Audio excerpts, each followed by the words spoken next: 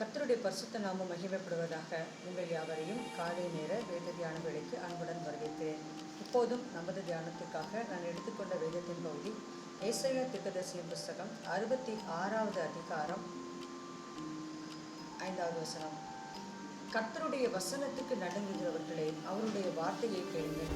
என் நாமத்தின் நிமித்தம் உங்களை பகைத்து உங்களை அப்புறப்படுத்துகிற உங்கள் சகோதரர் கர்த்தர் மகிமைப்படுவாராக என்கிறார்களே, அவர் உங்களுக்கு சந்தோஷம் உண்டாகும்படி காணப்படுவார், அவர்களோ வெட்கப்படுவார்கள். இந்த நாள் காலை வேளையிலும் நாம் தியானிக்கும்படியாக நான் எடுத்துக்கொண்ட வேதத்தின் பகுதி கர்த்தருடைய வசனத்துக்கு நடுங்குகிறவர்களுக்கு வரும் ஆசீர்வாதங்கள். கர்த்தருடைய வசனம் எப்படிப்பட்டது என்று நாம் அனைவரும் அறிந்திருக்கிறோம். இருபுறமும் கருக்குள்ள எந்த பட்டயத்திலும் கருக்கானது கர்த்தருடைய வார்த்தை. அது குறைவற்றது, தெளித்தேனிலும் மதுரமானது. இப்படியெல்லாம் கர்த்தருடைய வார்த்தையை பற்றி நாம் அறிந்திருக்கிறோம். கர்த்தருடைய வார்த்தை எப்பொழுதெல்லாம் வெளிப்படுகிறதோ அப்பொழுதெல்லாம் அந்த இடத்திலே விடுதலை உண்டாகுவதை நாம் பார்க்கிறோம். தேவனுடைய வார்த்தையினாலே உலகமும் வானமும் அவை எல்லாம் சிருஷ்டிக்கப்பட்டது என்பதை நாம் அறிந்திருக்கிறோம். அவர் தமது வார்த்தையினாலே சகலவற்றையும் படைத்தார். அவர் தமது வார்த்தையினாலே எல்லாவற்றையும் உருவாக்கினார். அவருடைய வார்த்தை வெளிப்பட்ட போது அந்த இடத்திலே விடுதலை வந்தது. யோவான் சுவிசேஷத்திலே 1வது அதிகாரத்திலே நாம் பார்க்கும்போது அந்த வார்த்தை மாம்சமாகி என்று எழுதப்பட்டிருக்கிறது. அந்த வார்த்தை மாம்சமாகி கிருபையினாலும் சத்தியத்தினாலும் நிறைந்தவராய் நமக்குள்ளே வாசம் பண்ணினார். அவருடைய மகிமையை கண்டோம். அது அவருடைய ஒரே பேரானவருடைய மகிமைக்கு ஏற்ற மகிமையாகவே இருந்தது இது எழுதப்பட்டிருக்கிறதை நான் பார்க்க முடியும். அப்படிப்பட்ட கர்த்தருடைய வார்த்தைக்கு நாம் நடுங்குகிறவர்களாக வாழ வேண்டும். அந்த வார்த்தை எப்பொழுதெல்லாம் வெளிப்படுகிறதோ அந்த வார்த்தை அப்பொழுது அது மகிமையை கொண்டு வருகிறதா இருக்கிறது. ஒரு நாளிலே ஆண்டவராகிய இயேசு கிறிஸ்துவும் அவருடைய சீடர்களும் ஒரு கல்யாண வீட்டுக்கு அழைக்கப்பட்டார்கள். அந்த வீட்டிலே ஒரு பெரிய குறைவு காணப்பட்டது. குறைவு காணப்பட்ட போது அவருடைய தாயாகிய மரியாள் அவரை அணுகி அந்த வீட்டில் இருந்த குறைவை குறித்து சொன்னார்கள். திராட்சை ரசம் குறைவுபட்டிருக்கிறது. திராட்சை ரசம் குறைவுபட்ட சூழ்நிலையிலே கர்த்தருடைய வார்த்தை இவ்வனமாய் வெளிப்பட்டது. எவ்வனமாய் வெளிப்பட்டது?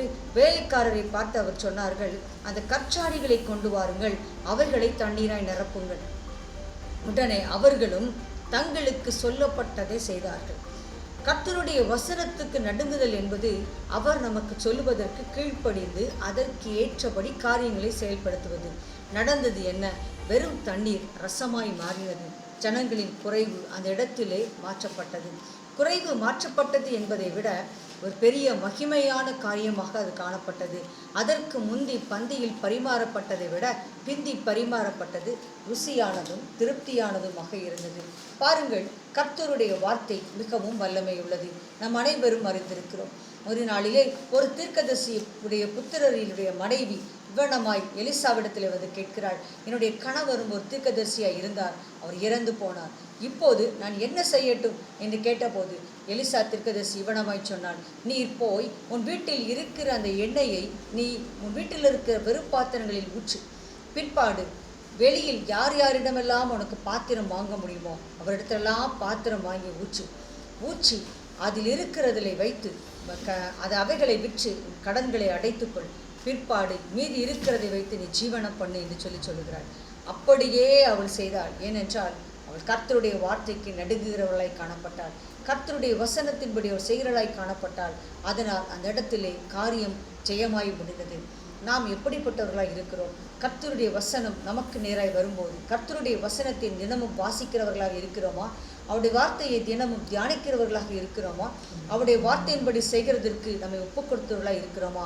பெரேயா பட்டணத்தார் தேவனுடைய வசனத்தை மனோவாஞ்சியாய் கேட்டார்கள். அதனால் அவர்கள் நற்குணசாலிகளாய் மாறினார்கள் என்று நாம் வேதத்திலே பார்க்கிறோம். நாமும் எப்படிப்பட்டவர்களாய் காணப்படுகிறோம்?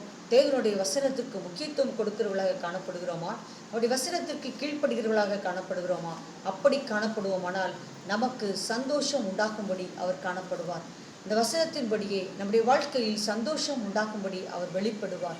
இந்த நாளிலே அப்படிப்பட்ட அவருடைய வார்த்தைக்கு நாம் நம்மை ஒப்புக் கொடுப்போம். அவர் நமக்கு உதவி செய்வாராக. நல்ல பிதாவே, இந்த நாள் காலை வெளியிலும் உம்முடைய வசனம் எங்களுடைய வாழ்க்கையிலே கால்களுக்கு தீபமாய் இருக்கிறதே, பாதைக்கு வெளிச்சமாய் இருக்கிறதே, அப்படிப்பட்ட வார்த்தைக்கும் வசனத்திற்கும் கீழ்ப்படுகிறவர்களாக எங்களை மாற்றும். வசனத்தின்படி வாழுகிறவர்களாக எங்களை மாற்றும். தாங்கி நடத்தும், பலப்படுத்தும், வழி நடத்தும். உம்முடைய கிருபை இந்த நாள் முழுவதும் வசனத்தை கேட்ட பிள்ளைகள் ஒவ்வொருடைய வாழ்க்கையிலும் இருக்கட்டும். தேவனாகிய கர்த்தர் இவர்களுக்கு சந்தோஷம் உண்டாகும்படி காணப்படுவீராக. ஜெயத்தையும் வெற்றியையும் நீர் கொடுக்கிற கிருபை கை ஸ்தோத்திரம். தாங்கி நடத்தும், பலப்படுத்தும், வழி நடத்தும். இயேசுவின் நாமத்தில் கேட்கிறோம் நல்ல பிதாவே, ஆமென்.